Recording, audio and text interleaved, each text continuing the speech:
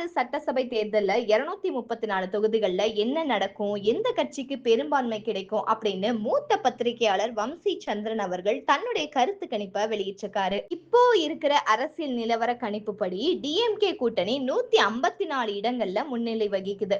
இதுல 126 தொகுதிகள்ல உறுதியான வெற்றியை பெற நிலையில இருக்காங்க. அது மட்டும் இல்லாம 28 தொகுதிகள்ல இழுபறியான போட்டி இருந்தாலுமே வெற்றி வாய்ப்பு பிரகாசமா இருக்கு அப்படின்னு மூத்த பத்திரிகையாளர் வம்சி சந்திரன் அவர்கள் இந்த கணிப்பை வெளியிட்டிருக்காரு. ஏடிஎம்கே கூட்டணி 80 இடங்கள்ல முன்னிலை அடைஞ்சிருக்கு. இதுல 48 தொகுதிகள் பாதுகாப்பான வெற்றியை உறுதி செய்யுது. மீதம் இருக்கிற 32 தொகுதிகள்ல கடுமையான போட்டி நிலவுது.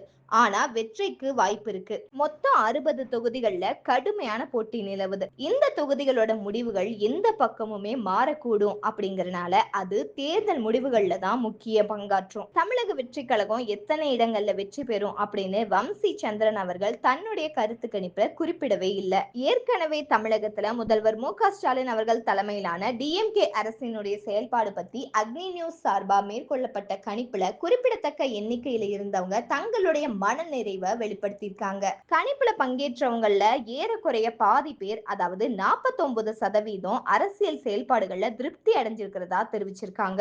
இது அரசினுடைய திட்டங்கள் மற்றும் கொள்கைகள் மக்களின் கவனத்தை ஈர்த்திருக்கு அப்படிங்கறத குறிக்குது. அதே மாதிரியே 17% பேர் அரசினுடைய செயல்பாடுகள்ல ஓரளவு திருப்தி அடைஞ்சிருக்காங்க. இவங்க சில விஷயங்கள்ல அரசு சிறப்பா செயல்படுவதாகவும் இன்னும் சில விஷயங்கள்ல மேம்பாடு தேவை அப்படின்னு கருதுறாங்க. இருந்தாலுமே 34% பேர் அரசினுடைய செயல்பாடுகள் பத்தி அதிருப்தி தெரிவிச்சிருக்காங்க.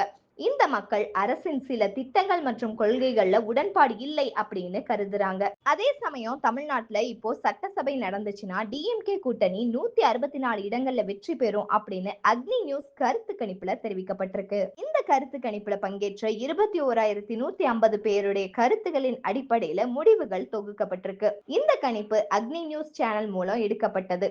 டிஎம்கே கூட்டணி 164 இடங்கள்ல வெற்றி பெறும் அப்படின்னு கூறப்பட்டிருக்கு.